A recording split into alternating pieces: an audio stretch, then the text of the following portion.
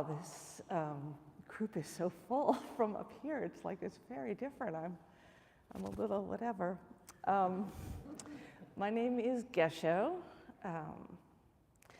I'm a senior student at the Village Zendo, and I want to echo Shinryu Roshi's welcome, a special welcome to all the people who are new to our community and new to this place and new to the practice. I remember so vividly what my first retreat was like, so my sleeves are off to you. And I also want to welcome all the people who are online or listening to this later, maybe weeks or months later, and give a little shout out to the just quite large number of people who work tirelessly to record these talks. Junpo is here working on the streaming video, which is live on YouTube as we speak, and Kancho working on making me audible to you, and many, many others who convert these recordings into the forms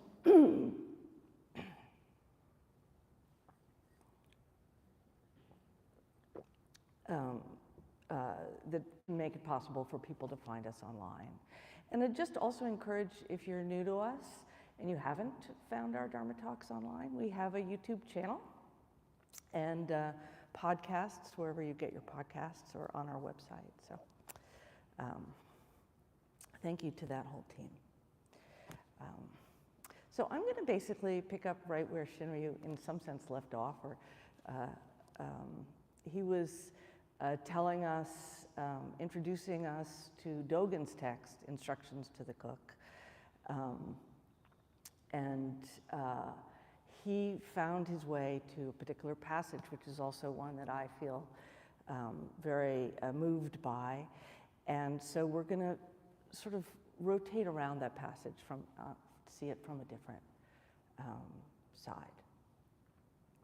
So as we know, as we might remember from yesterday, Dogen arrived from Japan to China on a boat, and while he was still on the boat, a cook, a tenzo from a nearby monastery, not that near, 14 miles away, but nearby in those terms,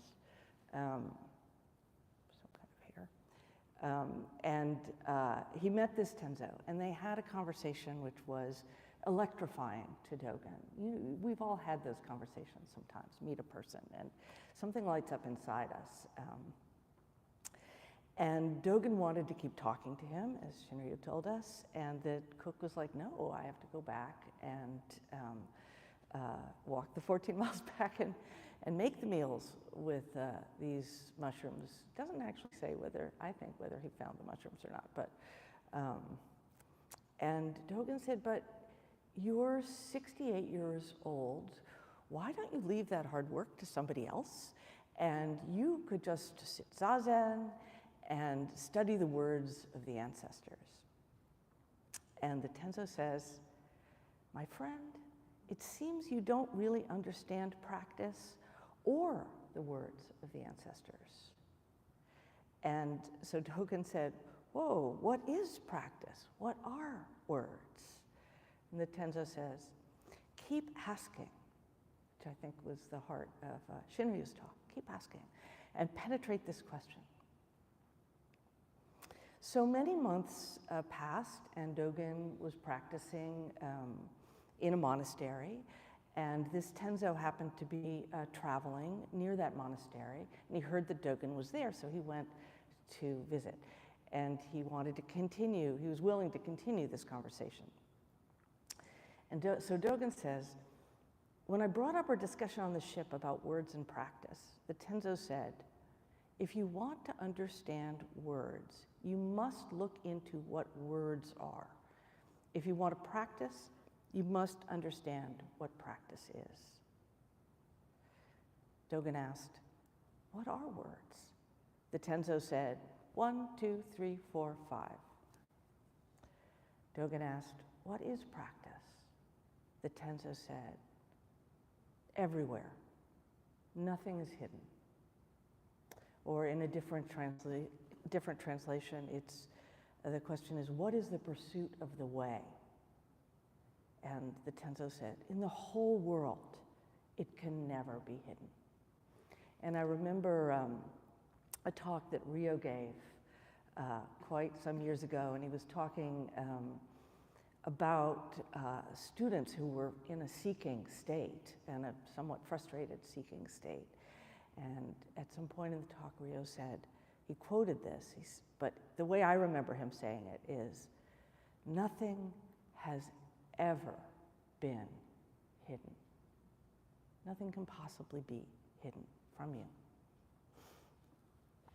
even though we often might feel it is. Shinryu investigated the question of what is practice, which I think is probably the more important one for us.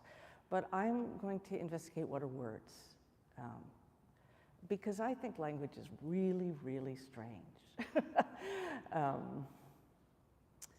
On the way up, I heard a talk, two talks, one by Daishi and one by Jiryu, both touched on language. And Daishi was talking about the kind of strange paradox where here is this teaching beyond words and speaking, this practice that we're in, that's anything but about language. And there, on the other hand, are the just inconceivable mountains of words that have been written about this. And they're not primarily words from the outside. They're not people describing it who aren't practitioners. They are words from the deepest practitioners that we know. So why are they doing that, and what are they doing?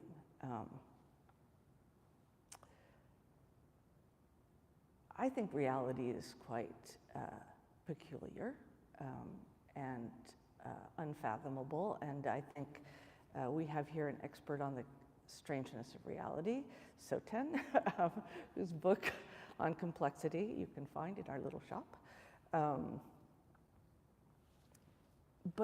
And language is definitely a part of reality. So if I say the word floor, you know, sound waves pass through the air, and your nerve endings pick them up, and there's a little language area in the brain that gets a bit tickled by that. So all kinds of ordinary real phenomenon happen when I say the word floor. We can't say it doesn't exist. But it's really, its relation to this is quite distant, I would say, actually. And I've been thinking about childhood relationship to language, when language is still so fresh and its strangeness is so apparent to us. And that game that I certainly played, and I suspect many of you did, where you just say a word over and over and over, and until the meaning kind of drains out, and it feels like a little kind of itchy or something. It's just a little disconcerting. Floor, floor, floor, floor, floor, floor, floor, floor, floor, floor, floor, floor, floor, floor, floor, floor, floor. Pretty soon you're in some weird territory. And then the word floor has many kin in the world of language that are different from the kin of this. So the word floor has a friend door, it has a friend bore, it has roar and core and store, but it also has friends like flower and flow and flood and fool, and we could just kind of map a sonic chart. There are other kinds of charts,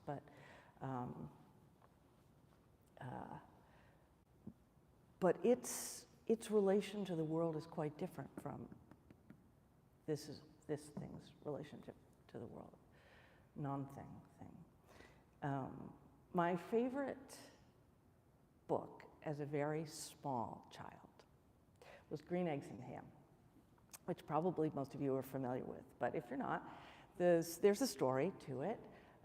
There's a kind of curmudgeonly character who doesn't really have a name, and another one named Sam who wants to make friends. And so Sam comes, and he wants to make friends by offering his favorite food, green eggs and ham. And the character is like, I do not like this. So he refuses again and again, and the refusals get more and more baroque, and that's the kind of fun of the book. And then It does have a sort of story arc where, just to keep Sam from pestering him, he finally is like, okay, I'll taste this thing, and lo and behold, delicious. And so there's a kind of moral maybe about friendship or unfamiliarity, various things. But that's not what makes a kid love this book. What made me love this book is the kind of weird way in which it inhabits kind of language, rhyme, and rhythm. And Sam is constantly asking things like, would you, with a goat? Would you, on a boat? And our main character is like, I could not, would not on a boat. I will not, with a goat. I will not eat them in the rain, not in the dark, not in a tree, not in a car. You let me be. I do not like them in a box. I do not like them with a fox. I will not eat them in a house. I will not eat them with a mouse. I do not like them here or there. I do not like them anywhere. I do not like green eggs and ham. I do not like them. Sam, I am. So there's just some kind of like joy in language at play there. Our registrar, Gessho, reminded me recently of the poems of Edward Lear and Ogden Nash. And so I'm going to read you a couple of Ogden Nash. One of my favorites, which I often, for whatever reason, find myself saying it. And this will also be familiar to many of you. It's called Llama. A one-elled llama is a priest. A two-elled llama is a beast. But I will bet my silk pajama that there is no three-elled llama. And there's this other one, the panther. The panther is like a leopard, except it hasn't been peppered. Should you behold a panther crouch, prepare to say, ouch. Better yet, if called by a panther, don't answer. Why is that so satisfying? But it just really is. Or like to lift us up to something more serious, I want to share a poem by Gerard Manley Hopkins, and this is also a very famous poem, probably familiar to many of you. It's called Pied Beauty, and pied is an unusual word, but it means basically things that are multicolored or two-toned. And I will warn you, the word God is used in this poem in the male sense, so just gird your loins or forgive him as best you can. Pied Beauty. Glory be to God for dappled things, for skies of couple color as a brinded cow, for rose moles all in stipple upon trout that swim, fresh fire coal, chestnut falls, finch's wings, landscape plotted and pieced, fold, fallow, and plow, and all trades, their gear and tackle and trim. All things counter, original, spare, strange. Whatever is fickle, freckled, who knows how, with swift, slow, sweet, sour, adazzle, dim. He fathers forth, whose beauty is past change. Praise him. So I think in all of these, whether they're funny or exalted, we do see language, words at play. And these are poems that couldn't possibly be paraphrased. I mean, you could try, but you wouldn't have anything like the same thing. So these are poems that embody something in their language, that they do kind of mean what they say, but they mean something that they're also not saying in a way that's a little worth investigating, maybe. So now I want to come back to the floor, and I hope you'll all forgive me who happen to have heard me at the last retreat talk about the carpet. You might think I have a strange obsession with flooring, and I think you wouldn't be entirely wrong. But I'm going to try to vow not to keep talking about that. But today, please forgive and indulge. So I want to come back to the floor because, similarly to the summer, we've been spending some time gazing in relation to it, gazing at it. So I'd like to invite everybody now to just indulge me for a moment and to gaze at the floor. So, and use that kind of as if you're in Zazen sort of gaze, so your eyes might just be only partially open, very soft, receptive, you're not looking, you're just letting the seeing happen, and let the field of color and texture of whatever's in front of you just exist there, and forget you know anything about it. Put aside any words that come to mind.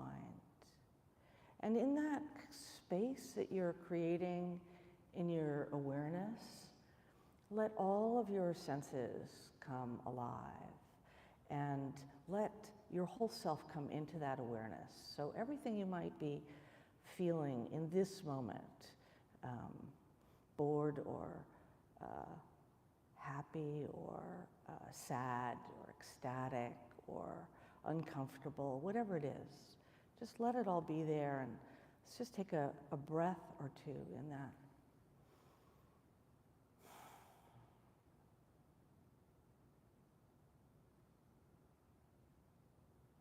Thank you.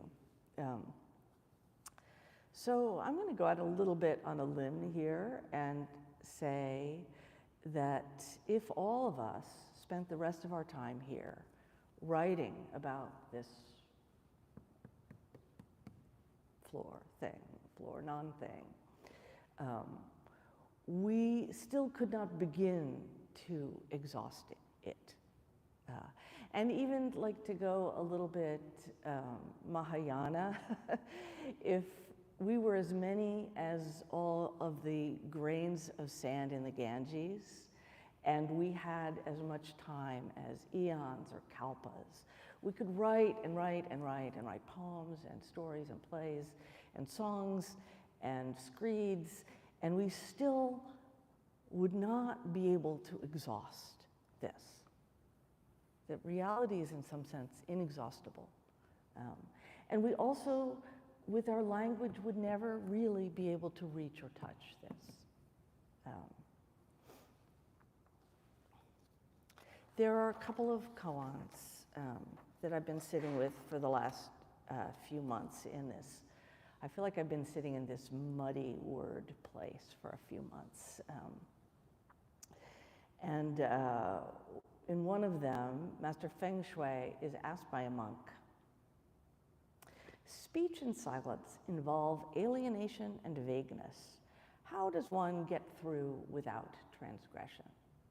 And that monk is quoting a much older philosophical text. So he's really like pulling out this little bit of philosophy from his bag. It's a real question, but he wants his teacher to like pin it down for him, explain this, sort it out for me. And Feng Shui says, I always remember the south of the lake in springtime, the 100 flowers fragrant where the partridges call. And that's a famous Chinese poem, so he's answering this question with a poem, which is, I think, I'm curious about. Why a poem? In a way, we can see he's deflecting the question. He's telling this monk who has the question that he's in a sense asking the wrong question, or he's off the trail. So partly he's offering a kind of a non-answer in that way. But as we were thinking about with some of the poems we just conjured, the poem can't be collapsed into a discussion of spring or an allusion to an ancient Chinese poem. It just can't. It just holds this space. So when the monk is trying to say speech and silence involve alienation and vagueness. Speech or words are, just as we were thinking about the floor, they can't touch. They can't touch. And so they can keep us separate. They can make us feel separate from things. That's the alienation. But if we don't say anything, if we don't express anything to each other, there's this vagueness or this inability to function in the world. So you can't say, Gessho, please get the broom and sweep the floor, which we need to be able to do. So we can't collapse into the sort of bliss of perception or the absolute, sometimes people say. And we can't collapse into just, oh yeah, that floor means that. Neither one works. And so what Feng Shui conjures is a kind of speech which is also not speech. It's neither speech nor silence. It's something else entirely. There's another koan that sort of functions in a similar way, where Yunmen says, the ancient Buddhas are merged with the open pillars. What order of operation is this? So the ancient Buddhas are, exactly the same as what holds up our temple. But nobody could respond in the assembly. And so he answered for them. And what he said was, on the southern mountains, rising clouds. On the northern mountains, falling rain. And so I think this is not identical, but it's similar in its evocation of something that is neither speech nor silence. It's neither an answer nor not an answer. It holds a space, and there's the poem that accompanies that koan. So all of the koan collections are filled with poetic commentaries. And because, poets are always trying to, everybody who really works with words always knows you can't actually say what you mean. It's just completely impossible. And so, but when you want to talk about something that can't be talked about, poems are a way of there's something to do in that space. So the poem that accompanies this particular koan about the pillar begins, one path of spiritual light has never been concealed from the first. So this is just right where we were with Dogen and the Tenzo a few hundred years later. What is the pursuit of the way? Dogen urgently wants to know. And the Tenzo answers, in the whole world, it can never be hidden.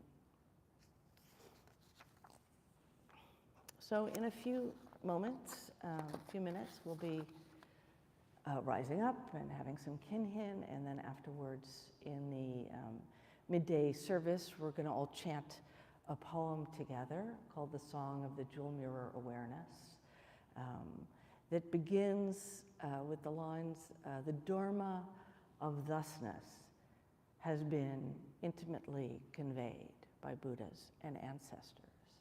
So that means like person to person, right up there in the interactions in the Doksan room. Something is being given to us, which from the point of view of this particular poet, the central thing is thusness.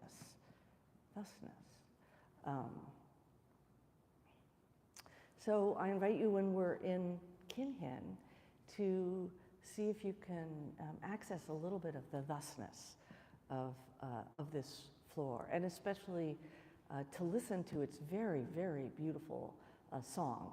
It's squeaky, weaky, beautiful song.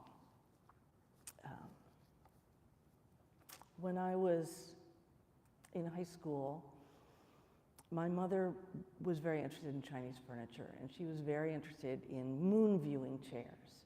So these are chairs where you could lay back and look at the moon. And in China and Japan, there were these parties, especially in the autumn, whenever there was a full moon, where people would gather and drink and write poems to the moon, inexhaustible moon.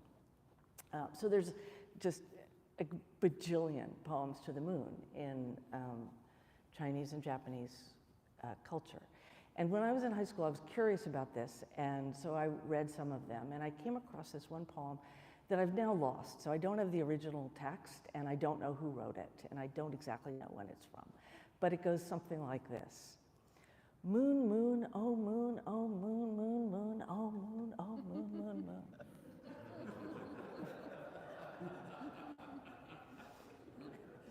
So you can see why I love it.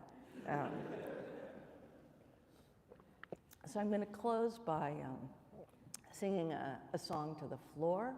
It's really a song about rain that I'm adapting. It's an incredibly beautiful song that I can't do justice to, but I'm just going to sing a little bit of it for our floor. Floor, beautiful floor. Floor, floor, floor, floor, beautiful floor. Oh, beautiful floor. Floor, floor, floor, floor, a beautiful floor.